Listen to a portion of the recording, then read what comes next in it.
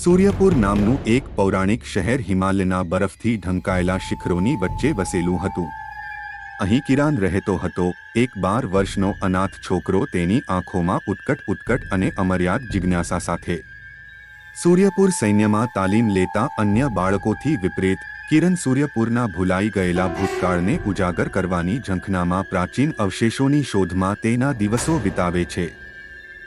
એક તોફાની રાત્રે છુપાયેલી ગુફાની શોધખોળ કરતી વખતે કિરાન એક રહસ્યમય વસ્તુ પર ઠોકર ખાય છે, એક ચમકતું પીંછું જે અન્ય વિશ્વના પ્રકાશથી ચમકતું હતું.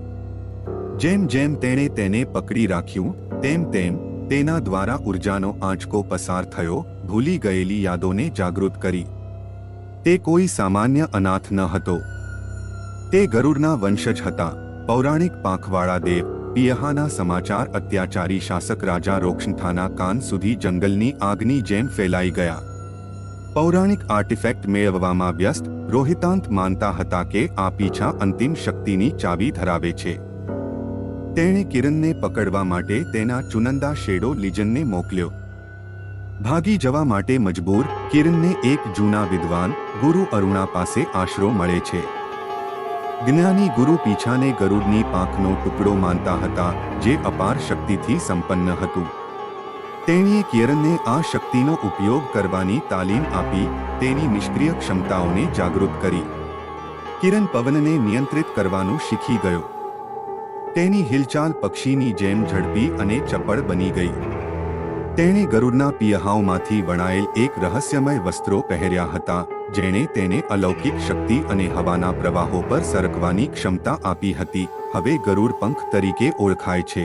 કિરણ તેની નવી ક્ષમતાઓનો ઉપયોગ કરીને સૂર્યપુરને રોકાંતના જુલ્મથી બચાવવા માટે પ્રતિજ્ઞા લે છે. તેણે એસ્ટ્રા લીગ તરીકે ઓળખાતા યુવા યોદ્ધાઓનું જૂથ બનાવીને નિરાધાર શેરી બાળકોને એકત્ર કર્યા. તેણે શેડો આર્મીને હરાવવા માટે તેની ચપળતા અને કૌશલ્યનો ઉપયોગ કરીને તેની કુશળતાને સન્માનિત કરી ગરુડ પંખના કારનામા પ્રસિદ્ધ થયા. તેણે બહાદુર દરોડા પાડ્યા, રક્તાંતાના યુદ્ધ મશીનને તોડફોડ કરી અને ઘેરાયેલા ગામોને મુક્ત કરાવ્યા. સૂર્યપુરના લોકો, જેઓ એક સમયે ભયભીત અને દબાયેલા હતા, તેઓને ફરીથી આશા મળી. રખાતંતા ગરુડ પિયહાના આજ્ઞા ભંગથી ક્રોધિત થઈને તેનું અંતિમ શસ્ત્ર કાલિયા નામનો રાક્ષસી સર્પ, ઝેરી અગ્નિ ફેલાવવામાં સક્ષમ. ભીષણ યુદ્ધ ફાટી નીકળ્યું. કિરણ તેની હિંમત અને ગરુડની શક્તિને બોલાવીને કાલિયાના જ્વલંત શ્વાસથી બચીને આકાશમાં ઉડી ગયો. ચોક્કસ ફટકો વડે તેણે સર્પનું માથું કાપી નાખ્યું અને રખાતંતની સેનાનો નાશ કર્યો. સૂર્યપુરમાં ઉલ્લાસ છવાયો હતો.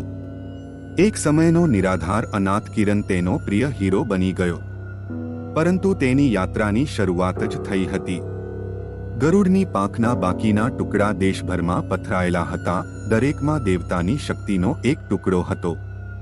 કિરણ તેના નવા સાથીઓ સાથે ટુકડાઓને ફરીથી એકસાથે મૂકવાની શોધમાં નીકળે છે. એ જાણીને કે ક્ષિતિજ પર એક મોટો ખતરો છુપાયેલો હોઈ શકે છે, રહસ્ય વધુ ઊંડું થાય છે. રખાતંતની હારના થોડા અઠવાડિયા પછી સૂર્યપુર પર એક વિચિત્ર શાંતિ આવી. કિરણ અને એસ્ટ્રા લીગ પેટ્રોલિંગ ચાલુ રાખ્યું, પરંતુ રોહિતાંતના દળોના કોઈ સંકેત મળ્યા નહીં. ગુરુ અરુણા અકુદરતી શાંતિથી ચિંતિત હતા. તેણે કિરણને કહ્યું કે ઇતિહાસમાં તોફાન પહેલા શાંત ઘણી વાર આવે છે. એક રાત્રે તારાઓવાળા આકાશની નીચે ગુરુ અરુણા કિરણને કહે છે કે ગરુડની પાંખોના ટુકડાઓ માત્ર શક્તિ પ્રદાન કરે છે, પરંતુ તે ભયંકર અંધકારને સીલ કરતી સાંકળો તરીકે પણ કામ કરે છે.